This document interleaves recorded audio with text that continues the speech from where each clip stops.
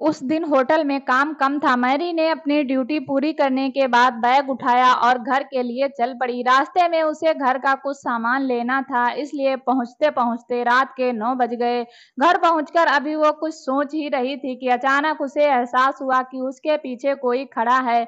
उसने पलट कर देखा तो वो कोई और नहीं बल्कि उसी होटल का मालिक था जहां वो काम करती थी।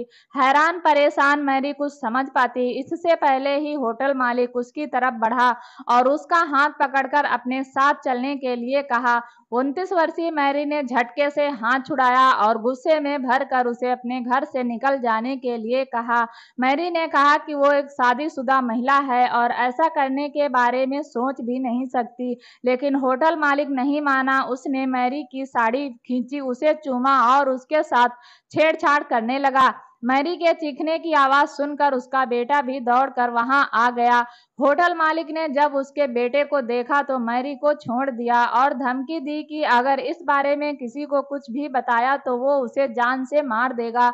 मैरी को धमकी देकर होटल मालिक वहां से चला गया। जिस दिन मैरी के साथ ये सब कुछ हुआ वो 24 जनवरी 2022 की रात थी। इंडियन एक्सप्रेस की रिपोर्ट के मुताबिक अपने घर को चलाने के लिए मैरी पुणे के एक होटल में खाना बनाने का काम करती थी, लेकिन उसे अंदाजा नहीं था कि जिस होटल में वो नौकरी करती है, एक दिन उसी का मालिक उसके साथ ऐसी हरकत करेगा।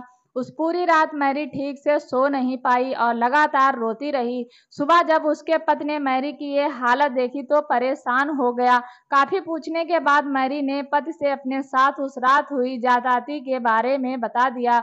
मैरी की बातें सुनने के बाद उसके पति ने होटल मालिक की मां को फोन कर अपने घर बुलाया और सारी बात बताई। इस बात की भनक जब होटल मालिक को लगी तो वो भड़क गया। एक बार फिर से वो मैरी के घर पर पहुंचा और उसके पति के साथ मारपीट करने की कोशिश की। इतने से भी जब उसका मन नहीं भरा तो उसने मैरी के पति के खिलाफ पुलिस में झूठी शिकायत दर्ज करा दी।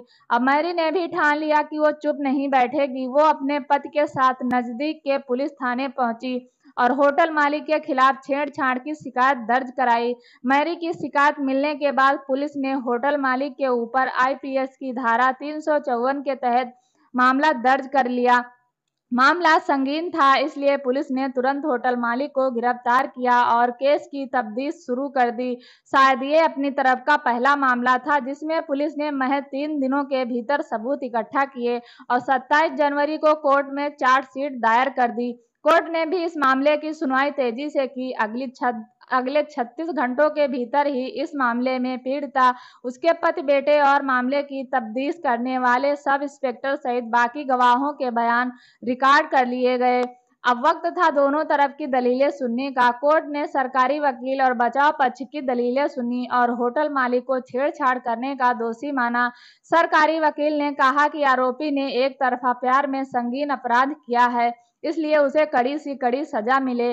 वहीं बचाव पक्ष ने दलील रखी कि आरोपी के होटल से कई लोगों का रोजगार जुड़ा है। इसके अलावा उसके ऊपर अपनी मां की भी जिम्मेदारी है, ऐसे में उसके खिलाफ नरमी बरती जाए। हालांकि कोर्ट ने किसी भी तरह की नरमी बरतने से इनकार कर दिया। अदालत ने इस मामले में होटल मालिक को दोषी मानते हुए 6 महीने के कठोर कारावास और 9,000 रुपये के जुर्माने की सजा सुनाई। इस पूरे मामले में इंसाफ मिलने में केवल 5 दिन का वक्त लगा। इस फैसले ने दिखा दिया कि जब जुडिशियल सिस्टम तेजी से काम करता है तो पीड़ितों को कितनी जल्दी न्याय मिल सकता है। दोस्तों, उम्मीद करती हूँ ये आपको कहानी पसंद आई होगी। अगर आप चैनल पर पहली बार आए हैं तो प्लीज़ चैनल को सब्सक्राइब जरूर करें। धन्यवाद।